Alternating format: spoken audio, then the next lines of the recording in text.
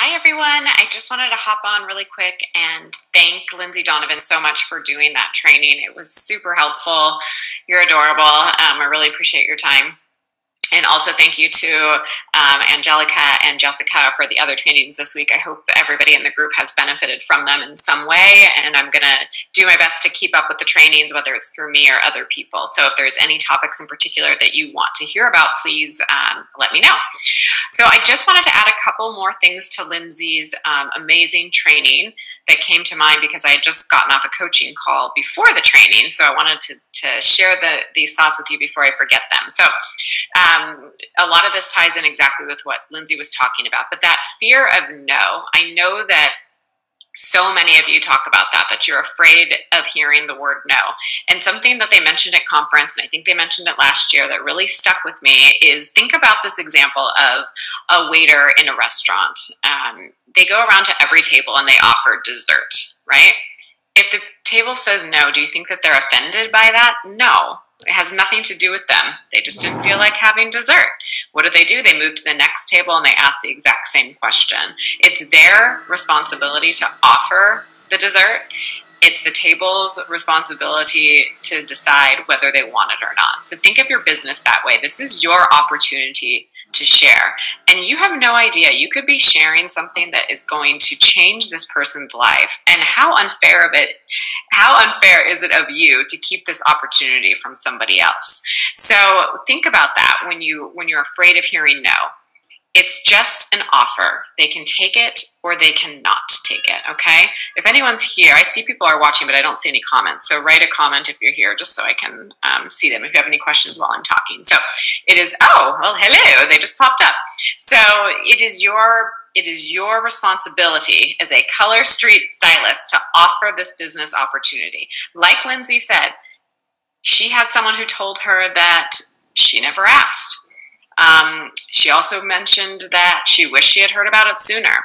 Well, this is still sooner for so many people. I'm still surprised when I have all these women I talk to that have never even heard of Color Street. So give them the opportunity now while it is still so young and really impress upon that point. That's something I was talking about in my coaching call was one of my stylists lives in an area where nobody has heard of it yet until her.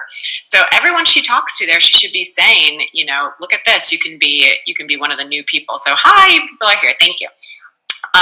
So offer the opportunity. It is your responsibility to do that, okay? And I think that sometimes we also have this idea of who's going to be interested in becoming a stylist and who's not, and we pick and choose who we offer to, and that's silly because I have had people sign up that I never would have thought would do it. Full-time attorneys who are also moms who have their hands completely full and they've signed up. So don't ever think like, oh, I'm not going to ask her. She's not going to be interested. Okay. So ask everybody. And I do that really simply, you guys. And I've mentioned this before, but I'll mention it again because sometimes it takes longer to hear it and some people are new. When somebody buys from you, I follow up by messaging them or emailing them or however I have contact with that person, thanking them for their order. Can't wait to see what you think. By the way, did you have any interest in becoming a stylist? Okay.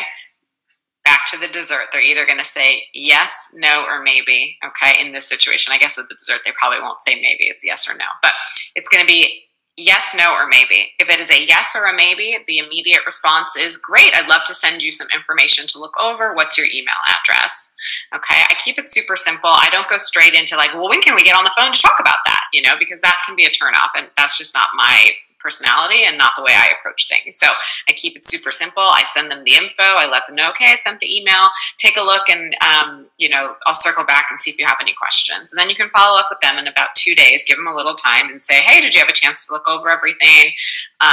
What questions do you have for me? And at that point, then you can say, did you want to hop on a call to discuss? So it's not that you're never going to get on the phone with them, obviously, but for me, I don't like to say that right off the bat. I try to keep it simple. So that's what I do with everyone. I ask every single person.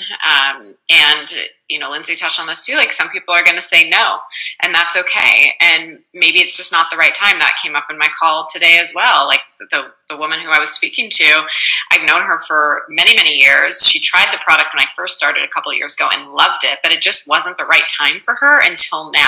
Fast forward 2 years later, she's doing awesome. Okay. So some people, it's just not the right time, and that has nothing to do with you.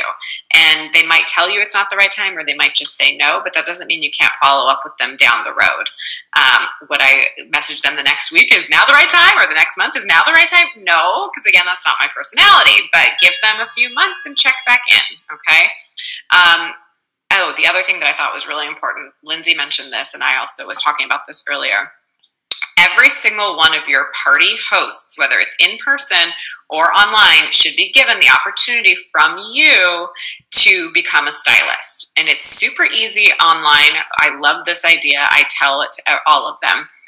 I start by saying, you know, thanks so much for hosting the party. I just want to let you know, if at any point in time during this party you decide you want to become a host, I'm happy to change my link over to your shopping link. You're going to get all the orders as soon as you sign up. Start making back that money right away to pay for your kit. The other cool thing, if you do your events, if you do your parties in a group, is that that group can become their VIP group. So I say to them, not only will, you know, you start making money right away through this party, but it's also going to be your VIP group. So that's one less thing that you have to set up. And of course, you're still going to continue to run that party for them. And Jessica says, I ask every host, you have to, you really have to. And they're not going to know what they're doing. So you're going to finish running the party for them, of course. But it's great because they also get to see how you do it. They know how to do it for the future. So every single host should be given that opportunity. If it's an in-person party, then, you know, get there a few minutes early, because you would need to set up anyways, and chat with your host and explain, like, hey, you know, this is what I'm doing. Is it something you'd be interested in? What I can do today is I'll take down all of the orders by hand. Of course, you're not going to stop people from buying your inventory, but, you know, I'll write down every other order by hand. And if at the end of the party you decide that you want to become a stylist, look at this. You're going to have all of these orders. There's my hand. There it is. You're going to have all of these orders waiting for you to input into your back office, and you're going to get those orders and that money right away. So that's another great reason to use those order forms, and to not just go right into your laptop when you're at a party and, you know, place the order. So let's see, Holly, I just started doing this with my hostesses. Yeah, I mean, look, I just think it's really, I've gotten so many stylists who were hosts, and I've had stylists who hosts who became stylists, and their parties were not so great, you know? So again, don't prejudge. Just because the party doesn't go great, or what your idea of great is, doesn't mean that the host isn't super excited and wants to join too. So they like the product enough that they want to host for you. It just, to me, it's just a clear path towards becoming a stylist. So I think those are kind of the main things I just wanted to add, because, like I said, they were on my mind from earlier today. And, you know, the other thing about conference that is so great is it just kind of gives you a different perspective. And I think, you know, I don't remember the exact words that were said, but the gist was that, like, this is like the gift that you have to give, and you just really don't know how it could change somebody's life. And oh, you know, that brings up another point. It's really important to understand why somebody might want to get into this business. Everyone talks about your why. For me, I like what I heard someone else say at one point, and it was, what are you working towards? Because when you say your why, I think sometimes that can sound very, like, I don't know, salesy, or just sounds kind of cliche. But saying, what are you working towards? You know, like, what would you want out of this business? Are you working towards getting out of school loan debt? Are you working towards a home? Are you working towards a family vacation? Are you working towards being able to go to Starbucks every day and not think twice about it? Like, what are you working towards? That is a really great way to hone in on, like, how, you know, what's going to get this person to want to join. It might just be that they want to make some new friends, or they want something for themselves that is outside of their family.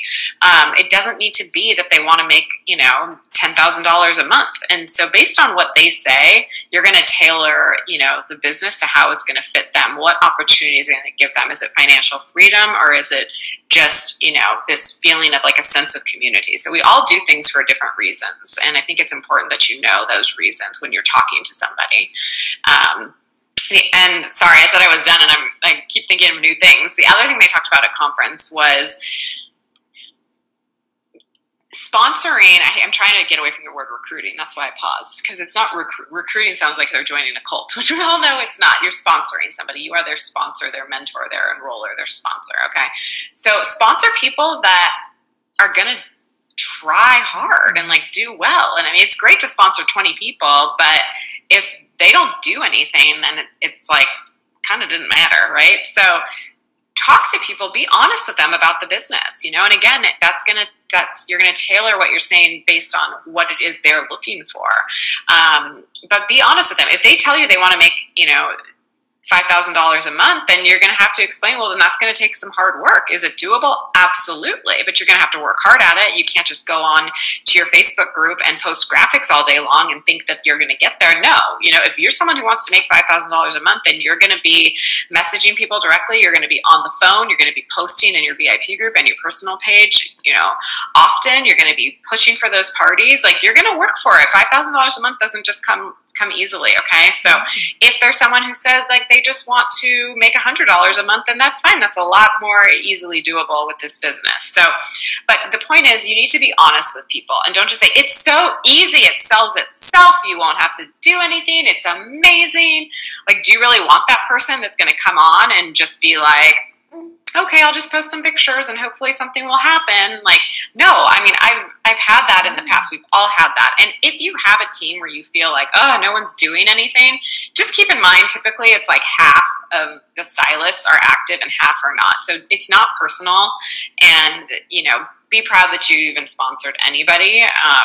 But just know that that's going to happen. But the more honest we can be with people up front about what it's going to take to get them to where they want to be, then, you know, you're going to recruit, you're going to sponsor like more people more in line with what you're looking for and that are going to, you know, build their businesses like you are. So, okay, I guess I'll get off the soapbox for now. If there's any questions for me or for Lindsay, drop them here, drop them under her live. I highly encourage everybody to watch them, whether you're new or not.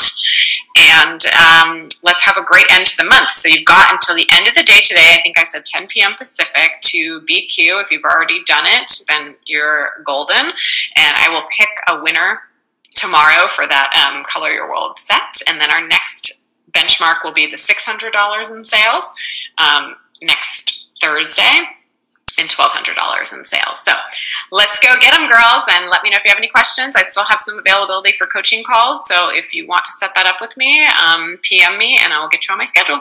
Okay, happy Friday. Bye.